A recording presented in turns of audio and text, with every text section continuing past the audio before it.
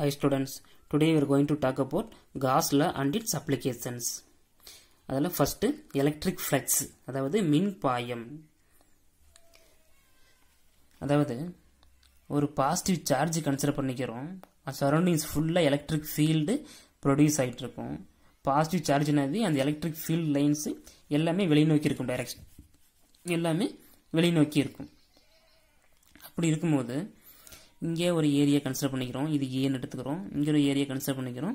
Some டிஸ்டன்ஸில் இது பின்னு எடுத்துக்கிறோம். ஸோ இந்த ஏரியாவில் எவ்வளோ லைன்ஸ் கிராஸ் ஆகுது, எலக்ட்ரிக் ஃபீல்டு லைன்ஸு எவ்வளோ கிராஸ் ஆகுது, அதை தான் நாம் எலக்ட்ரிக் ஃப்ளக்ஸ்ன்னு சொல்கிறோம். டெஃபினேஷன் பாருங்கள். The number of electric field lines crossing a given area kept normal to the electric field lines is called electric flux. Okay, அந்த பரப்பில் எவ்வளோ கோடுகள் கிராஸ் ஆகுது அதை தான் நம்ம மின் பாயம்னு சொல்லுவோம். அதை கிரீக் லெட்டரில் πe, அதாவது எலக்ட்ரிக் ஃப்ளக்ஸ். ஓகே, அதோட யூனிட் nm²c - 1. எப்படி வந்துச்சு? Electric flux equal to electric field into area. Electric ஃபீல்டுக்கு ஃபோர்ஸ் பை சார்ஜ் இன்ட்டு ஏரியாவுக்கு metre square. So force newton, metre square, Q சார்ஜுக்கு கூலும். இது டினாமினேட்டர் இருக்கு, நியூமினேட்டர் வந்தால் இன்வர்ஸ் ஆயிரும். அப்போ nm²c - 1.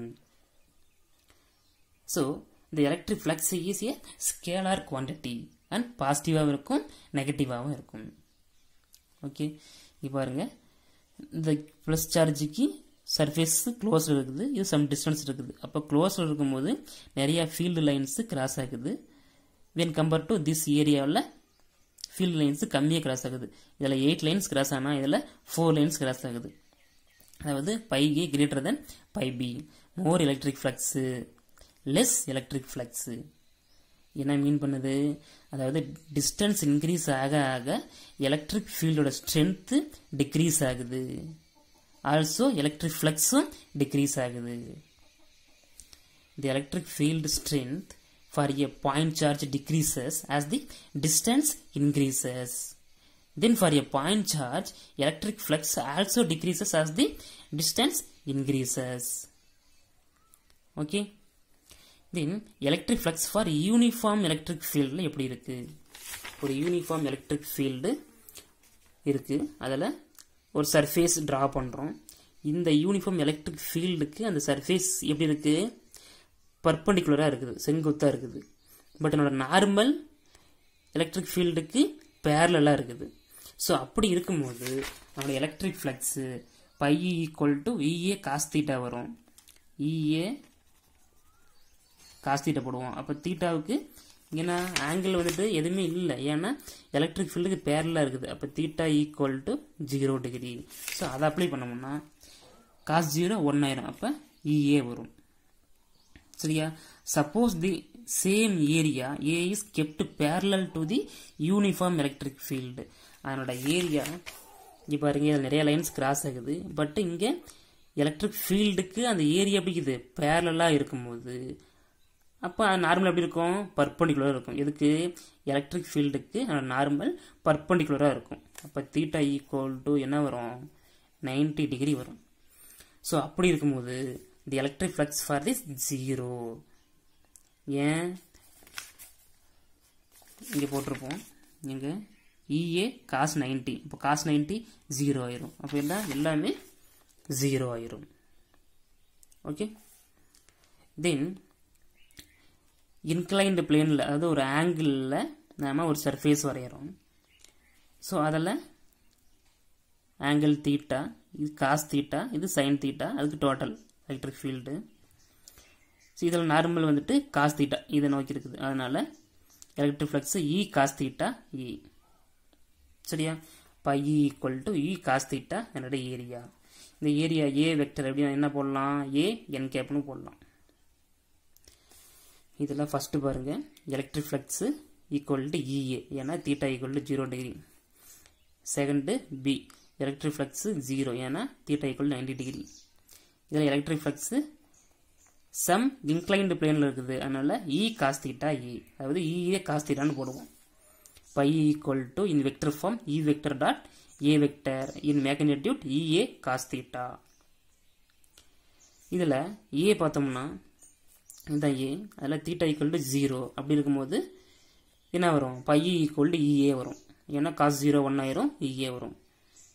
So B electric flux 90 இருக்கும்போது இங்கே 90 அப்ளை பண்ணோம்னா காஸ் 90 0 ஆயிரும். இப்போ எலக்ட்ரிக் ஃப்ளக்ஸ் என்ன ஆகும், 0 ஆயிரும்.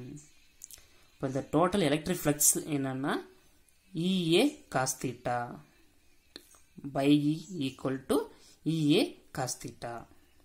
ஓகே, தென் இந்த நான் யூனிஃபார்மில் எலக்ட்ரிக் ஃபீல்டு. ஸோ அதில் அதோட எலக்ட்ரிக் ஃப்ளக்ஸ் எப்படி இருக்கும் பாருங்கள். இந்த எலக்ட்ரிக் ஃபீல்டு எல்லாமே நான் யூனிஃபார்மாக இருக்குது. அப்படி நான் யூனிஃபார்மாக இருக்கும்போது அதனோட வேல்யூஸ் ஒவ்வொன்றும் டிஃப்ரெண்ட்டாக இருக்கும். அப்போ இங்கே E1னா இங்கே என்ன இருக்கும், E2 இருக்கும், இங்கே E3 இருக்கும், அப் டு En வரைக்கும் எல்லாமே ஒன்றுக்கு ஒன்று டிஃப்ரெண்ட்டாக இருக்கும். அதில் நாம் எனி ஷேப் ஏதாவது ஒரு பரப்பு வரையும் போது ஆர்பிட்ரரி ஷேப்டு ஏரியா ஏதாவது நம்ம வரையும் போது அதில் ஒரு சர்ஃபேஸ் ஏரியா ஒவ்வொன்றுலேயும் நார்மல் வரைகிறோம்.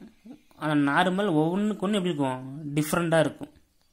இங்கே டெல் A1, இங்கே del A2, del A3 up to del AN வரைக்கும்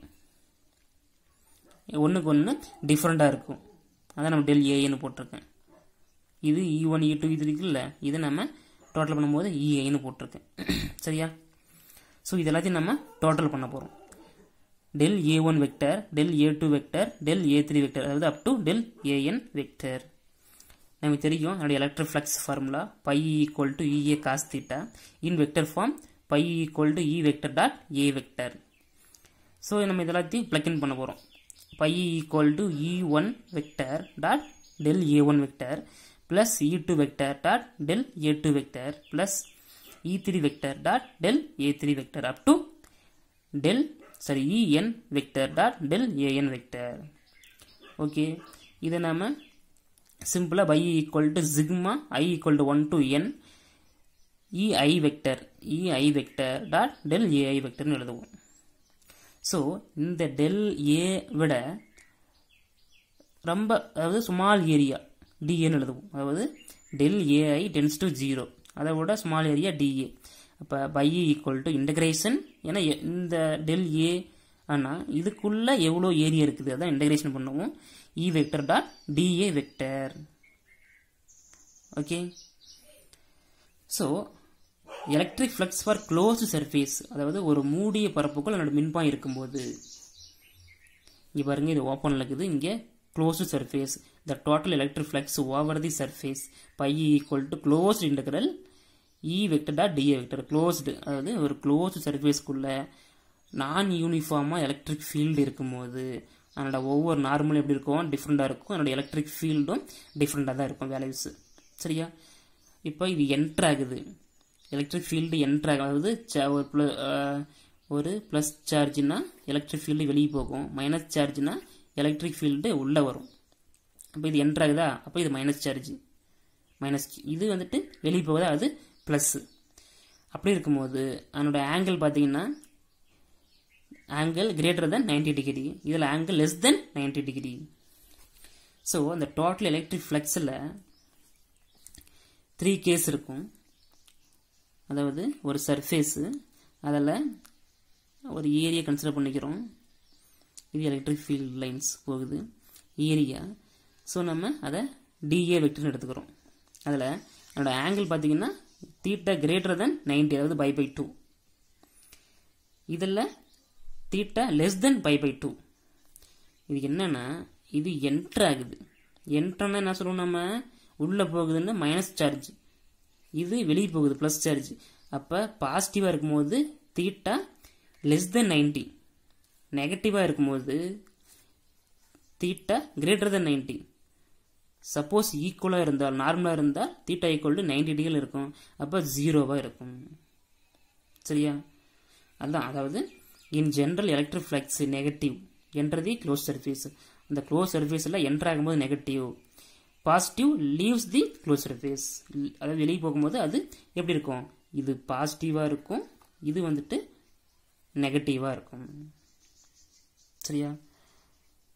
ஸோ பொறுமையாக பாருங்கள், ஈஸியாக புரியும். Okay, thank you.